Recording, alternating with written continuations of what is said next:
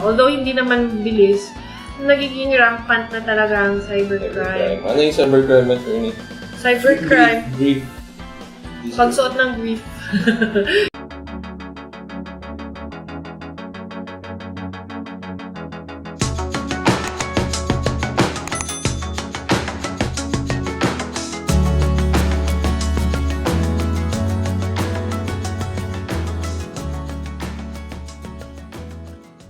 Hi, Attorney, we enjoy watching you, Naklan. Please tell the audience po about cybercrime kasi ang dami ko na another victims of the cybercrime things po. Because meron na tayong free FB at mura din ang data. Although hindi naman bilis, nagiging rampant na talaga ang cybercrime. Ano yung cybercrime, Atty?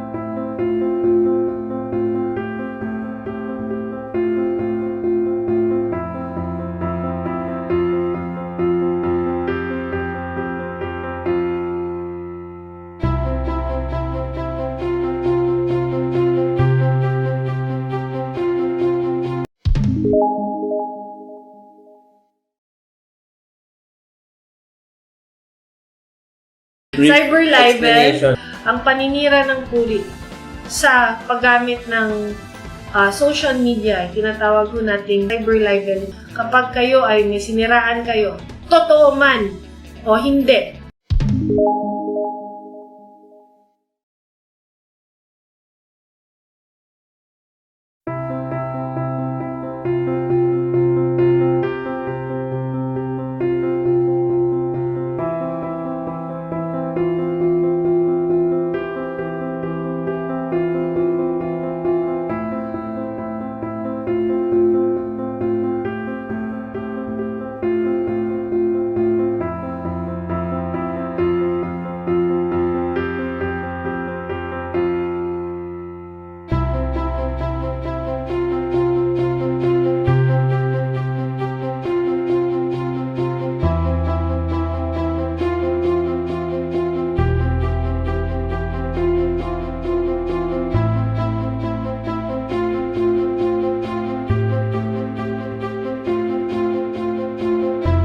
Basta nakakapanira ng puri ng isang tao.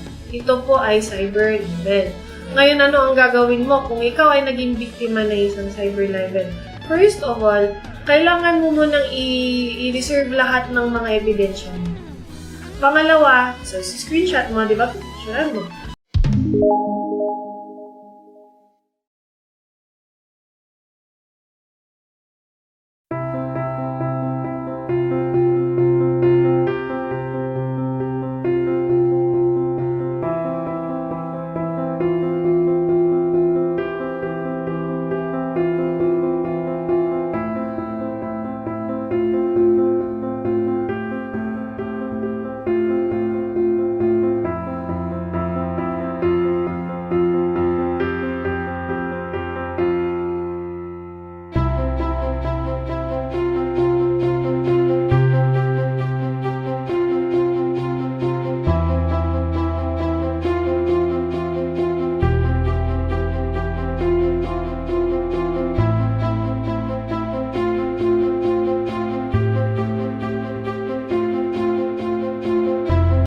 Kailangan mapapatunayan mo na itong taong kinakasuhan mo ay siya ngang may-ari ng social media account na yun.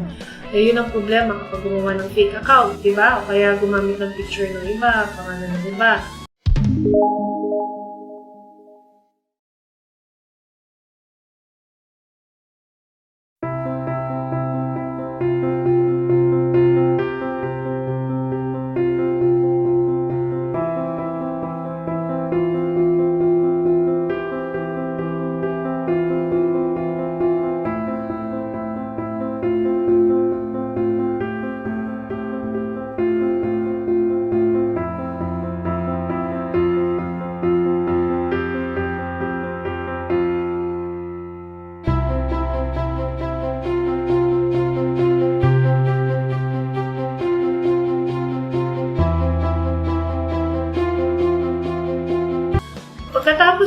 ay pwede mo na itong, yung iba kasi di ba nilalapit pa nila sa NBI, papatulong sila. Pero naman, kung malinaw naman na kanya yung profile na yun, kahit hindi nyo na ho ilapit doon, file nyo na ho ito sa prosecutor, sa pamamagitan ng paggawa ng isang counter affidavit na inyong isasubmit ho doon sa Hall of Justice Prosecutor's Office.